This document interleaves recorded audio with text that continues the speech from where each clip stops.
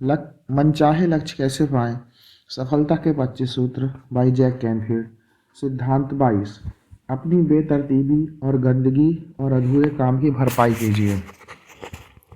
अगर एक गंदी अव्यवस्थित मेज गंदे अव्यवस्थित दिमाग की निशानी है तो फिर एक साफ खाली मेज का क्या महत्व है? लॉरेंस जे पीटर, अमेरिकी शिक्षा शास्त्री और लेखक।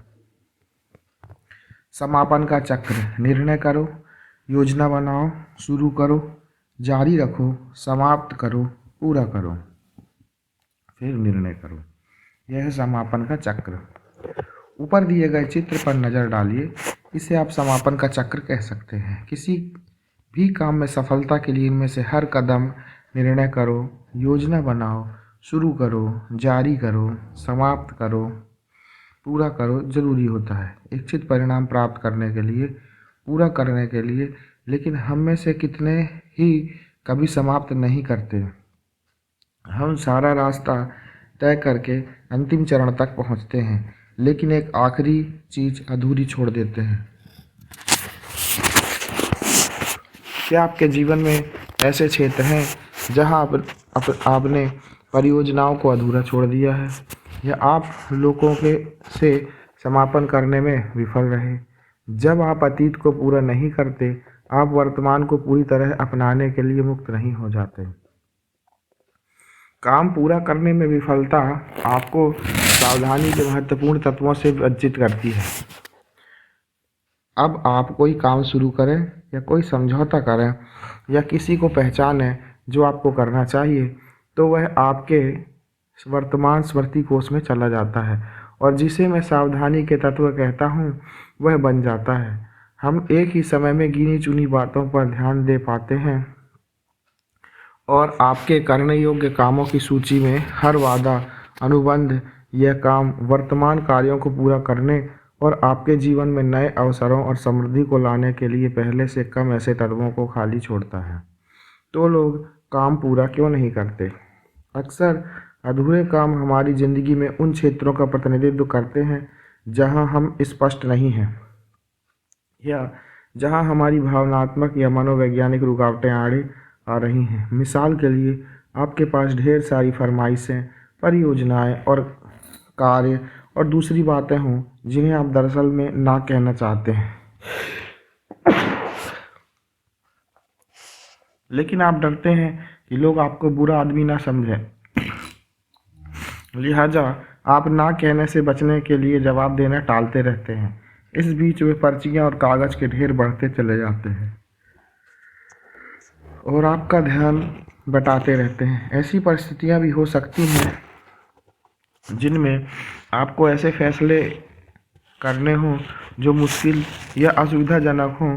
इसलिए असुविधा का मुकाबला करने की बजाय आप अधूरे कामों के ढेर को बढ़ने देते हैं। कुछ अधूरे काम बस इसलिए इकट्ठा होते हैं क्योंकि इन कार्यों से निपटने या उन्हें निपटाने के लिए पर्याप्त तंत्र, ज्ञान या कौशल का अभाव होता है। दूसरे अधूरे काम हमारी काम न निपटाने की बुरी आदतों की वजह से जमा होते रहते हैं। समापन चेतना विकसित कीजिए। खुद से लगातार पूछिए, दरअसल इस काम को पूरा करने के लिए किस चीज़ की ज़रूरत है। फिर आप सचेत रूप से वह अगला कदम उठा सकते हैं। पूरे किए गए कागजात को फाइल करने, ज़रूरी फार्मों को डाक से रवाना करने और अपने बॉस को वापस सूचना देने के लिए काम पूरा किया जा चुका है। सच यह है कि 20 पूरे किए कामों में 50 अधूरे कामों से ज़्यादा ताकत होती है। मिसाल के लिए, एक पूरी कर ली गई किताब जो प्रकाशित होकर दुनिया को प्रभावित कर सकती है, उन 13 किताबों से बेहतर है जिन्हें आप लिखने की प्रक्रिया के बीचों बीच हों।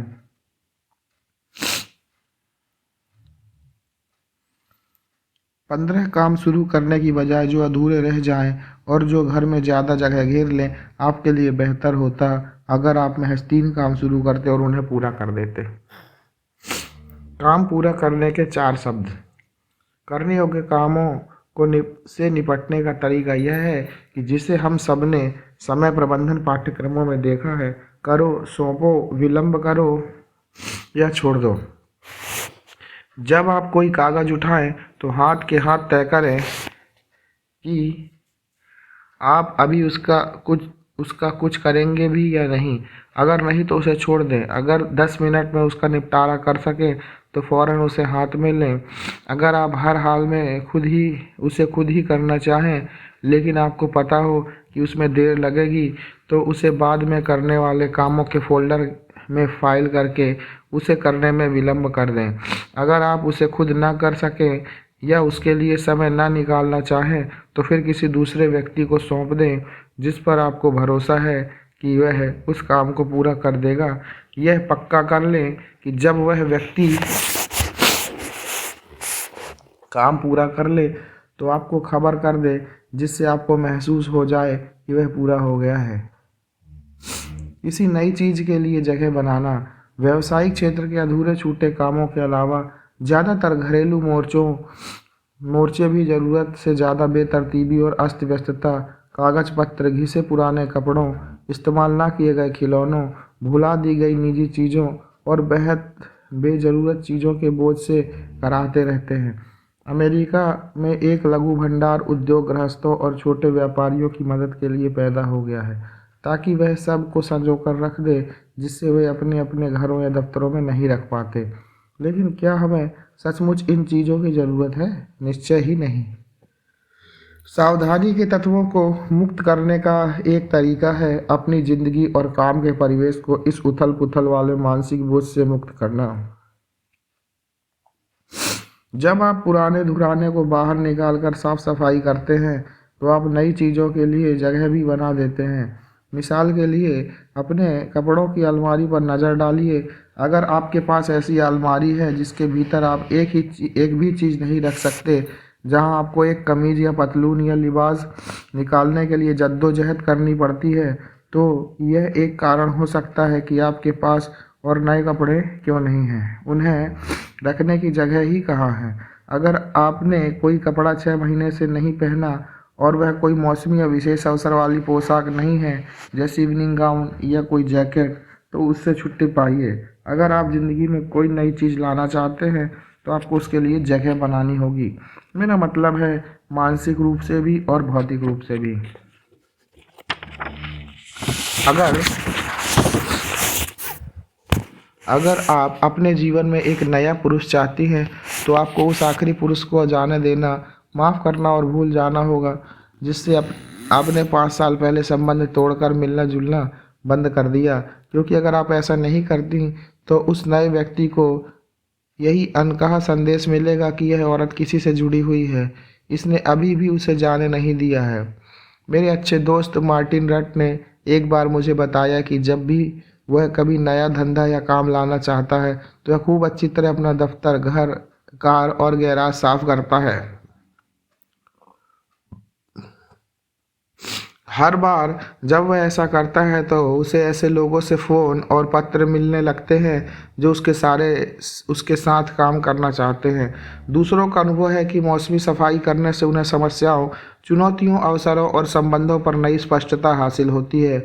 जब हम रद्दी और कचरा का ऐसा सामान जिसकी हमें कोई ज़रूरत नहीं है फेंकते नहीं हैं तो यह ऐसा ही है कि मानो हमारे भीतर नई चीज़ें खरीदने की समृद्धि को प्रकट करने के कौशल पर भरोसा नहीं है। लेकिन इस तरह के अधूरेपन उस समृद्धि को प्रकट होने से रोकते रहते हैं। हमारे लिए अतीत को पूरा करना जरूरी है ताकि वर्तमान और समूचे रूप में प्रकट हो सके। आगे बढ़ने से पूर्णता के 25 तरीके। इससे पहले कि आप आगे बढ़ें और नई गतिविधि शुरू करें, अपनी ज़िंदगी में नई समृद्धि, संबंध और उत्तेजना लाएं। आपके लिए कितनी चीज़ों को पूरा करना, छोड़ना या दूसरे को सौंपना जरूरी है, नीचे दी गई फेहरिस्त से जांच कर अपने विचारों को तौलें। सूची बनाइए और फिर यह लिखिए कि आप हर काम को कैसे पूरा करेंगे। एक बार आप अपनी सूची बना लें तो 4 काम चुनकर उन्हें पूरा करने में लगिए। ऐसे काम चुनिए जो आपके लिए तत्काल सबसे ज़्यादा समय, ऊर्जा या जगह खाली कर देंगे, चाहे वह मानसिक जगह हो या भौतिक। मैं आपको प्रोत्साहित करना चाहूँगा कि आप हर 3 महीने पर एक बड़ा अधूरा काम पूरा करें। अगर आप सचमुच काम शुरू करने के इच्छुक हैं तो एक पूर्णतः सप्ताहांत का आयोजन कीजिए। और 2 दिनों तक नीचे दी गई सूची में जितने काम आप निपटा सकते हैं निपटाइए। पहला, भूतपूर्व व्यापारिक या व्यावसायिक गतिविधियां, वादे जो निभाए नहीं गए या स्वीकार नहीं किए गए, न चुकाए गए उधार या कर्ज या आर्थिक प्रतिबद्धताएं, पैसे जो दूसरों को चुकाने हैं या दूसरों से वसूलने हैं। कभी न पहने गए कपड़ों से ठसाठस भरी अलमारियां, पुराने फेंके गए सामान से अटा पड़ा बेतरतीब गैराज, अस्त व्यस्त या बिखरे हुए टैक्स रिकॉर्ड, बिना मिलान की चेक बुक या खाते जो बंद कर दिए जाने चाहिए थे, इस्तेमाल न किए जाने योग्य सामान से भरे कचरा दराज, गुम हुए या टूटे औजार, इस्तेमाल में न लाए जा रहे सामान से भरा कमरा, कचरे से भरी कार की डिक्की या पिछली सीट, कार का अधूरा रखरखाव, फेंके गए सामान से भरा बेतरतीब तहखाना या बेसमेंट, पूरी हो गई या अधूरी परियोजनाओं से भरा ब्रीफकेस, कागजों को फाइल में लगाने का अधूरा छोड़ दिया गया काम, कंप्यूटर की फाइलें जिन्हें बैकअप नहीं बनाया गया या डाटा जिसमें जमा करके रखने के लिए कन्वर्ट नहीं किया गया है।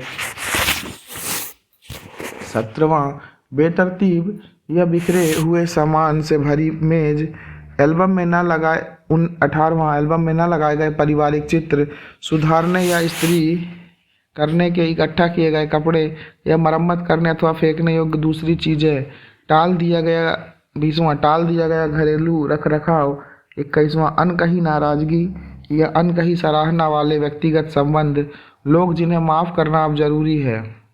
23वां, उन लोगों के साथ न बिताया गया समय जिन लोगों के पास समय बिताने का ख्याल आपके मन में है। 24वां, अधूरे कार्य या परियोजनाएं जो बिना समापन या फीडबैक के दाखिल कर ली गई हों। 25वां, स्वीकृतियां जो दी जानी चाहिए या ली जानी हैं। आप किस बात से खींच रहे हैं? अधूरे कामों की तरह रोजमर्रा के खींच पैदा करने वाले तत्व भी आपकी सफलता के लिए उतने ही नुकसानदेह हैं, क्योंकि वे भी सावधानी के तत्वों को फंसाए रखते हैं। हो सकता है वह आपके पसंदीदा सूट का टूटा बटन हो, या जो उसे महत्वपूर्ण बैठकों में पहनने लायक नहीं रखने देना चाहता, या आपके बरामदे के जाली के दरवाजे की फटी हुई जाली जिससे परेशान करने वाले कीड़े अंदर आ जाते हैं। अपनी सफलता के पथ पर दूर तक और तेज़ी से बढ़ने के लिए सबसे अच्छा काम जो आप कर सकते हैं वह है रोज़मर्रा के उन खिंचाने वाले तत्वों को दुरुस्त करना, बदलना या उनसे छुट्टी पाना जो आपको परेशान करते रहते हैं या आपके दिमाग पर चढ़े रहते हैं। कोच योरसेल्फ टू सक्सेस के लेखक टैलन मिडेनर का सुझाव है कि आप अपने घर के हर कमरे, अपने गैराज, अपने मकान के इर्द गिर्द चारों तरफ घूमें और उन चीज़ों की सूची बनाते चलें जो आपको खिंचाती और परेशान करती हैं, और फिर उनमें से हर एक से निपटने का इंतज़ाम कीजिए। बेशक हो सकता है इनमें से कोई भी आपके व्यवसाय के लिए ज़रूरी या आपके परिवार के लिए संकटपूर्ण ना हो, लेकिन हर बार जब आपका ध्यान उन पर जाता है और आपकी इच्छा होती है कि काश वह भिन्न होती, तो आपकी ऊर्जा खींचती हैं। वह आपकी ज़िंदगी से ऊर्जा जोड़ने की बजाय नामालूम तरीके से आपकी ज़िंदगी से ऊर्जा घटा रही हैं। अपनी शुरुआत के लिए किसी व्यावसायिक संगठनकर्ता की सेवा लेने पर विचार करें। व्यावसायिक संगठनकर्ता के राष्ट्रीय संघ नेपो का अभियान है